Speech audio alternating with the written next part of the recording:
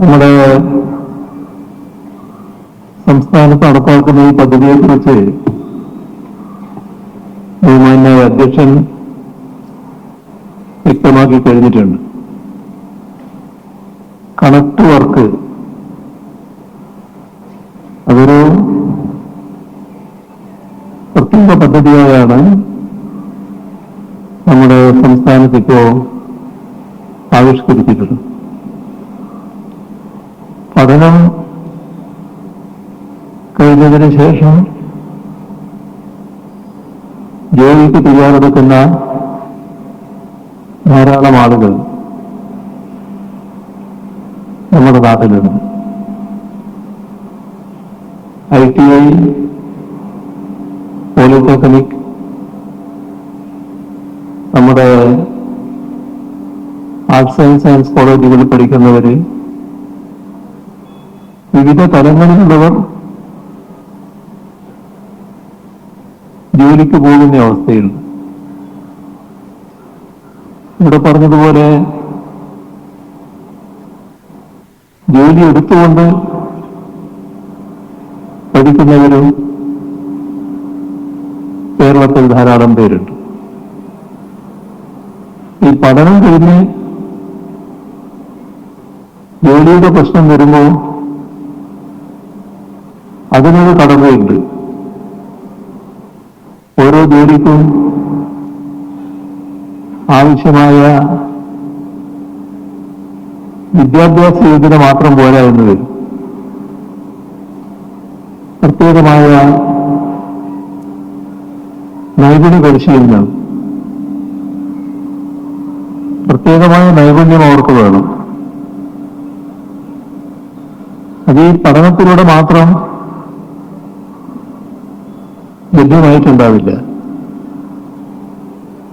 അതിനാവശ്യമായ സമയമെടുക്കും ആ നൈപുണ്യ പരിശീലനം ലഭ്യമാകും. അങ്ങനെയുള്ള ആളുകൾക്ക് ഒരു പിന്തുണ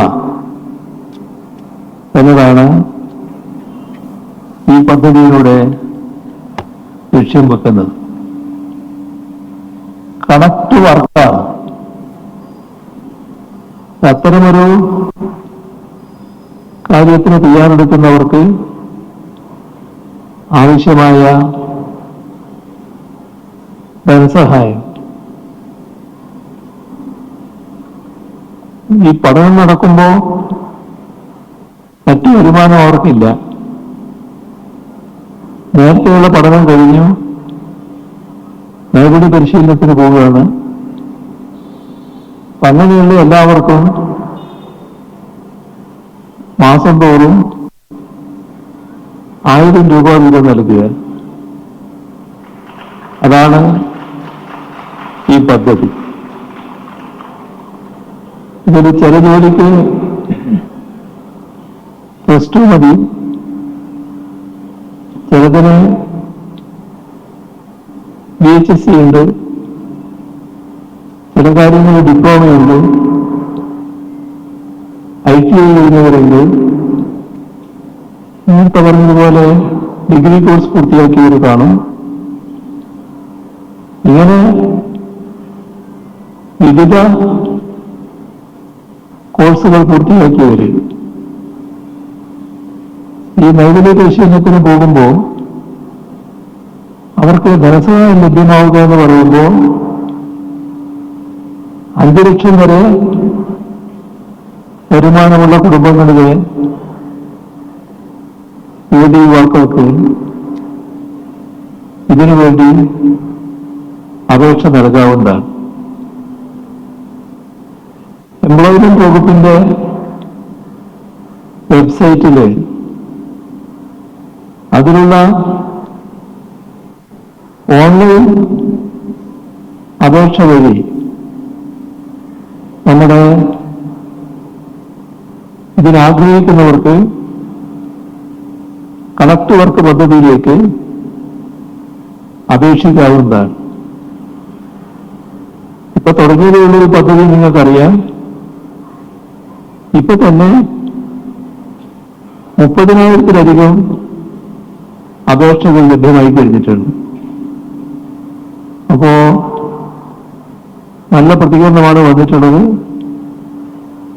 സ്വാഭാവികമായും ഇനി അങ്ങോട്ടാണ് വർധനവ് വരിക. വർധനവ് വന്നാലും അതനുസരിച്ച് നൽകുക എന്നത് തന്നെയാണ് സർക്കാർ കണക്കാക്കുന്നത്. ഇത് ഇത്തരമൊരു പദ്ധതിയുടെ ഉദ്ഘാടനം എന്ന പ്രാധാന്യം മാത്രമല്ല, നമ്മുടെ നാട്ടിലെ യുവജനങ്ങളെ ഉൽപാദന മേഖലയുമായി ബന്ധപ്പെടുത്തുന്ന ഒരു പദ്ധതി കൂടിയാണ്. നേരത്തെ നമ്മുടെ ധനകാര്യമന്ത്രി പറഞ്ഞതുപോലെ ഒരു കോഴ്സ് പഠിക്കുന്നു, ആ പഠനം അവസാനിക്കുന്നതോടെ ആ കോഴ്സുമായുള്ള ബന്ധവും തീരുന്നു. ഇതായിരുന്നു നേരത്തെ ഉണ്ടായിരുന്നവരെ. എന്നാൽ നാം ഒരു വൈജ്ഞാനിക സമൂഹം സൃഷ്ടിക്കാനാണ് ശ്രമിക്കുന്നത്. അങ്ങനെ വരുമ്പോ നമ്മുടെ നാട്ടിൽ ആ സ്ഥിതിക്ക് മാറ്റം വന്നു തുടങ്ങിയിരിക്കുകയാണ്. നൈപുണ്യ പരിശീലന പരിപാടികളും എക്കോണമി മിഷൻ അടക്കമുള്ള സ്ഥാപനങ്ങൾ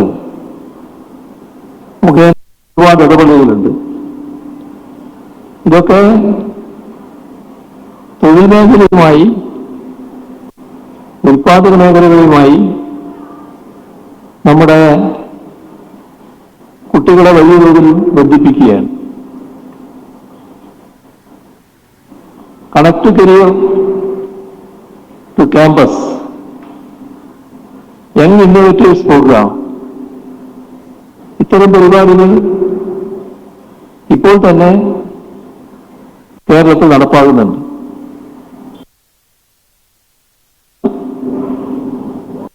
ക്യാമ്പസുകളെ തന്നെ ഉൽപാദന കേന്ദ്രങ്ങളാക്കി മാറ്റുന്ന ക്യാമ്പസ് ഇൻഡസ്ട്രിയൽ പാർക്കുകൾ വന്നിട്ടുണ്ട്. അപ്പോ അതിന്റെ ഭാഗമായി നമ്മുടെ ചെറുപ്പക്കാരില്, ഇവിടെ പഠിക്കുന്ന കുട്ടികൾക്കിടയിൽ പോസിറ്റീവായ വലിയ മാറ്റങ്ങൾ വന്നിട്ടുണ്ട് എന്നാണ് കാണാൻ നമുക്ക് സാധിക്കുക.